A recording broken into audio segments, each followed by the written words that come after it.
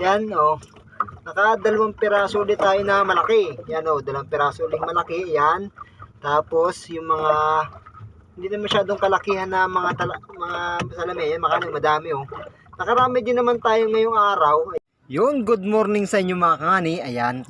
Dahil nga tayo holiday ngayong araw, hindi tayo ay makakalaot ngayon. Ngayon ay ako dito na sa palaot na. Ayos, nasa dagat ako mga kangani. Palaot na ako. Binuhat lang namin yung aming bangka doon. Daga anong yan o. Layo mga kangani ng kati na naman.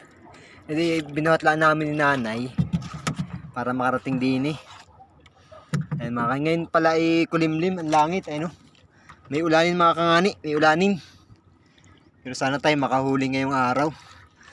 Pagpalain sana tayo ng Panginoon, tayo makahuli ngayong umaga. Ayan. May mga kangani, update ko kayo pag tayo ay nasa laot na. Let's go! Yun, nandito na tayo mga kangani sa laot. Ayan, tayo nangangawil na. Tayo na may nakahuli na ng 2 piraso. Ayan mga kangani oh. Ayan. May 2 piraso na tayong huli. Yung iba kasi nakakatanggal gawa nung medyo malakas. Ay malambot ang panga ng salaminan na nakakatanggal lang iba. Ayan mga kangani, tapos medyo malakas ang halo na yun. Ayan, may pundo naman tayo. Ayun.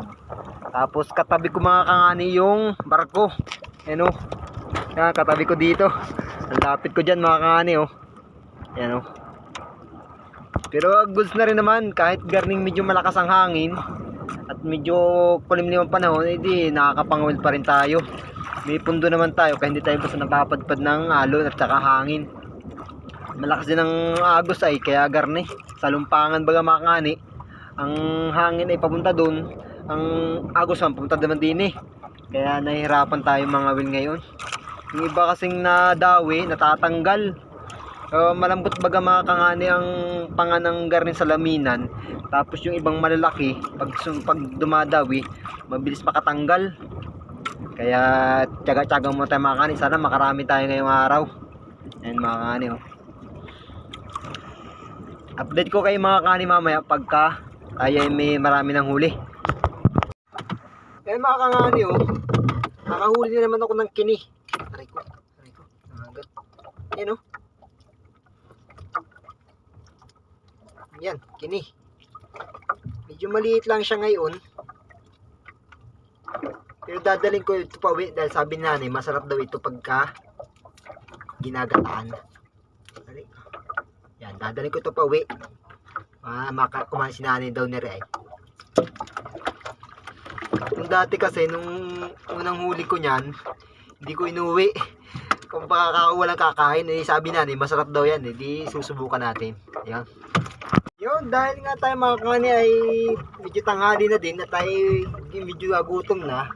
Kaya ko iuwi na. Ngayon, ipapakita ko ulit sa inyo ang aking nahuli. Ano din mga kangani oh. Yan oh.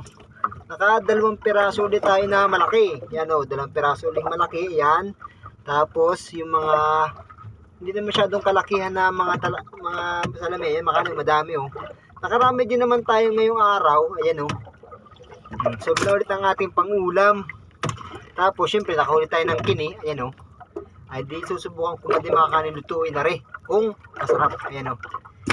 Salamat sa Panginoon at tayo nakahuli ngayong umaga. Ayan. Hindi naman tayo na zero. Malaga tayo ay may pangulam. Yan. Yan, shoutout nga pala sa aking mga tropa na gusto magpa-shoutout dyan. Si Inkel o Inkel, rin na. Nakahuli na naman ako nito. O, ayos. O, sulit naman ang pangangawil ngayong umaga. Kaya shoutout din sa aking pinsan na si Cherry Joy Hirance. Ayan, sa nagbigay ng sagwan na ito. At ako may nagamit. O, kahit paano tayo nakakahuli. Maraming salamat sa inyong mag-asawa na nagbigay sa akin ng sagwan. Ayun. Kaya maraming salamat sa inyo. Thank you for watching.